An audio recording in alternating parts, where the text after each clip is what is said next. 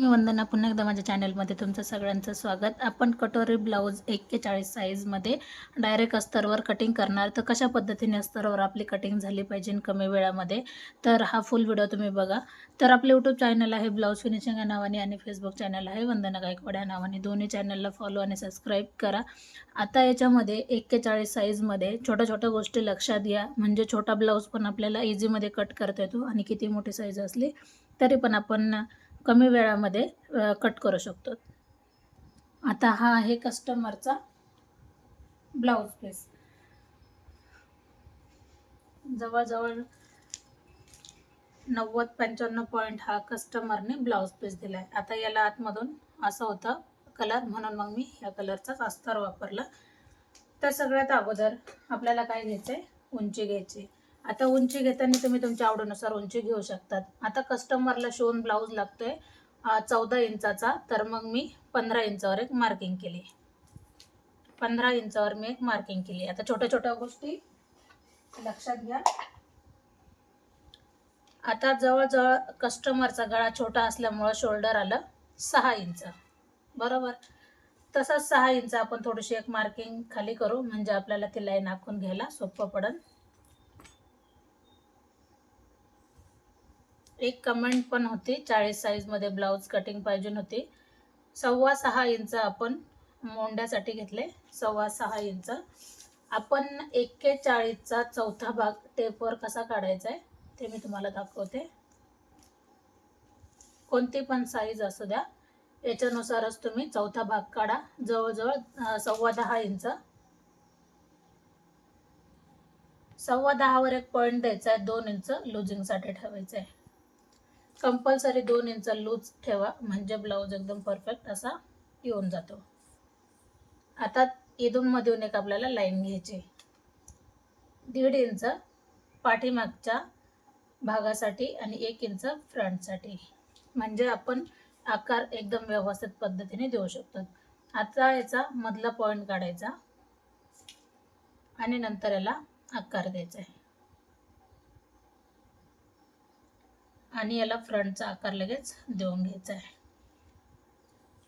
लगेच आपण गळा टाकू. गळा घ्यायचा आहे आपल्याला 2.25 इंचाचा. 2 इंचाचा जरी घेतला तरी चालते, कारण हेवी चेस्टवाल्यांना गळा थोडासा कमी घ्या, म्हणजे प्रॉपर पुढची फिटिंग एकदम व्यवस्थित येईल. आता आपल्याला गळा कितीचा घ्यायचा आहे, कस्टमरचा अंगावर ब्लाऊज होता मापाला, त्यानुसार आपण गळा घेऊ. गळा आहे जवळजवळ कस्टमरचा 8.5 इंच, तर आपण 9 इंचावर एक मार्किंग करू. आता वरती 2 घेतले तर खाली आपण अर्धा इंच जास्त घेऊ शकतो, कारण ब्रॉड येतो आणि छान पण गळा दिसतो कटिंगमध्ये पण आणि फिटिंगमध्ये पण. आता त्याच्यानंतर आपल्याला जेवढं कंबर आहे तेवढं आपल्याला कंबर घ्यायचं आहे. कमरेचं माप कसं काढायचं आहे मी तुम्हाला याच्या अगोदर पण सांगितलंय. 37 कंबर आहे कस्टमरचं. दुसरा भाग आलाय 18.5 इंच आणि चौथा भाग आलाय जवळजवळ 9.25 इंच. 9.25 इंचावर एक पॉईंट दिला. 1 इंच वर टक्ससाठी आणि 1.5 इंच आपलं शिलाई मार्जिन, म्हणजे हे माप जवळजवळ परफेक्ट आले.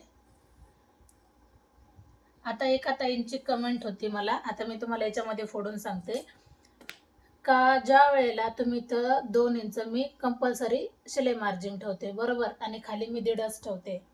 ठराविक जणांचा हा पूर्ण फिटिंगचा भाग म्हणजे एकसारखा असू शकतो. ठराविक जणांचा ज्यांची तब्येत आहे. बऱ्याच जणांचा चेस्टमध्ये उभार भाग असतो आणि कमरेमध्ये कमी असतो. तर मग जास्त जर आपल्याला फिटिंग ठेवायची तर आपल्याला फिटिंग करताना पण प्रॉब्लेम येऊन जातो.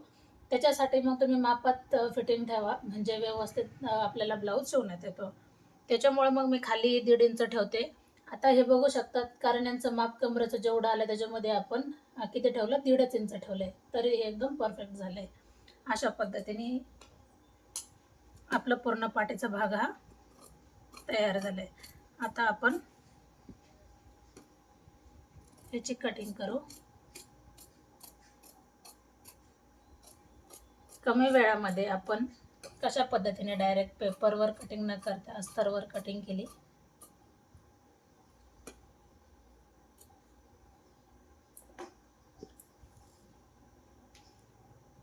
आता तुम्ही बघू शकता आपण हा पाठीचा भाग याच्यावर ठेवलाय आणि मी कडेने पूर्ण आखून घेतले. आता आखून घेतल्याच्या नंतर आपल्याला जे पॉईंट आपल्या लक्षात आलेत तिथं आपण एक लाईन आखून घ्यायची, म्हणजे फिटिंगचे पॉईंट. हा समोरचा मुंड्याचा आकार आणि हा गळ्याचा पॉईंट. परत एकदा आपण चेक करू. शोल्डर आपण 6 इंच घेतलं होतं, गळा आपण 2 इंचावर घेतलेला. आता ही जी लाईन आली आपण हे हुक पट्टीसाठी बटन पट्टीसाठी थोडंसं जागा ठेवली. फ्रंट गळा आपण 6 इंचाचा घेऊ. तुम्ही लागलं तर कमी जास्त करू शकता. आता ज्या साईडला आपल्याला क्रॉस पट्टी घ्यायची त्या साईडने मी तुम्हाला सांगते. 2.5 इंच मी हुक पट्टी कडून घेतले आणि 2 इंच मी कटिंग बाजूने घेतले. आता ही लाईन आपण याला जोडून जरी घेतली तरी चालते. आता ही लाईन आपण सरळ याला आखून घेऊ. आखून घेतल्याच्या नंतर कटोरी आपल्याला घ्यायची 41 ला 6.25 इंचाची घ्या किंवा 6 इंचाची घ्या. आता कस्टमरने मला ब्लाऊज दिले तर त्याच्यावर कटोरी आहे 6 इंचाची, तर मग मी 6 इंच घेते. तुम्ही 6.25 6.5 घेऊ शकता. थोडासा अर्धा इंच आपल्याला क्रॉस पट्टीला आकार द्यायचा आहे.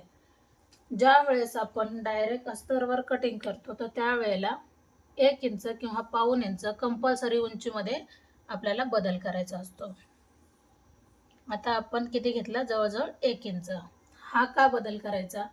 कारण क्रॉस पट्टी इथं कट केल्या जाते आणि खालच्या साईडला पण जोडल्या जाते, इथं पण जोडल्या जाते. उंचीमध्ये कमी पडू नये म्हणून मग आपण 1 इंच हे जास्त घेतले. आता आपल्याला ही लाईन सरळ करून घ्यायची. सरळ करून घेतली. इथपासून आपल्याला 1 इंच वरती यायचे गळ्यापर्यंत आणि नंतर मग आपण ह्या लाईन पासून 2 इंचावर एक पॉइंट आला आणि आपण नंतर मग कटोरीला आकार देऊ आणि गळ्याला आपण असा गोल आकार देऊन घेऊ. सोप्या पद्धतीने कटोरी ब्लाउज आहे. आता आपला हा पूर्ण कटोरीचा भाग आपला कट करून घ्यायचा आहे, जे आपण कमी वेळामध्ये शिकलोय. 41 तुम्ही 41-42 साईजला हे माप वापरू शकता. थोडंसं मी आतमधून गोल आकार देते म्हणजे छान दिसते कटिंग. मी हर एक काम कस्टमरच्या कामावरच दाखवते, ही गोष्ट लक्षात घ्या. मी डायरेक्ट कस्टमरच्या कामावर तुम्हाला कटिंग करून दाखवली आणि माझे टोटल कामं कस्टमरच्याच कामाने आहेत. 41 साईजमध्ये आपली कटोरी अशा पद्धतीने निघली. आता आपल्याला कटोरी वाढवायची कशी, सगळ्यात महत्त्वाची म्हणजे तुमच्या लक्षात येऊन जाईल का कशा पद्धतीने आपण कटोरी वाढवली पाहिजे. आता हे जे मार्जिंग आहे मी ते एकसारखं करून घेते. खूप सोपी पद्धत आहे. कोणती पण साईज असू द्या, छोट्या छोट्या गोष्टींचा बदल होत चालतोय. थोडंसं तिरकं ठेवलंय मी माप, थोडंसंच ठेवलंय तिरकं.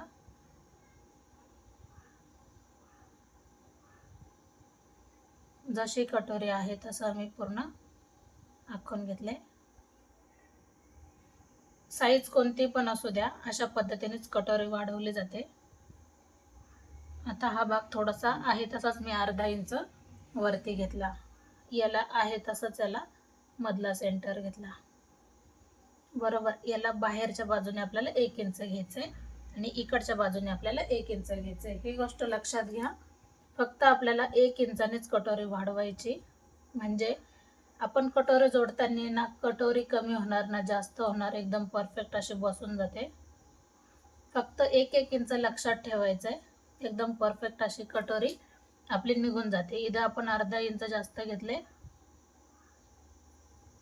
आणि नंतर आपण कटोरी अशा पद्धतीने काढून घेतली.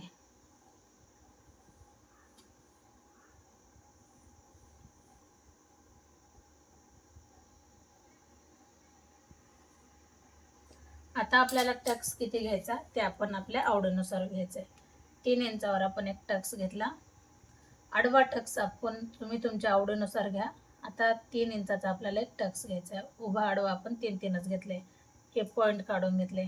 त्याच्यानंतर अशा पद्धतीने ही कटोरी आपली रेडी झाली 41 साईजमध्ये. काही डाऊट असतील तर कमेंट करा. हर एक कमेंटचं उत्तर आपण चालू कटिंगमध्येच देऊ, पण त्याच्यासाठी तुम्हाला हर एक व्हिडिओ पूर्णच पाहावे लागतील. त्याच्यानंतर तुमच्या लक्षात येईल का आपण कोणत्याचं उत्तर कशामध्ये दिलं आहे. तर कटोरी ब्लाऊजची कटिंग तुम्हाला कशी वाटली नक्कीच कमेंट करून सांगा. आणि व्हिडिओ आवडला तर नक्की लाईक करा, शेअर करा, सबस्क्राईब करायला अजिबात विसरू नका. पुन्हा भेटू आपण नवीन चांगल्या व्हिडिओमध्ये. तोपर्यंत नमस्ते.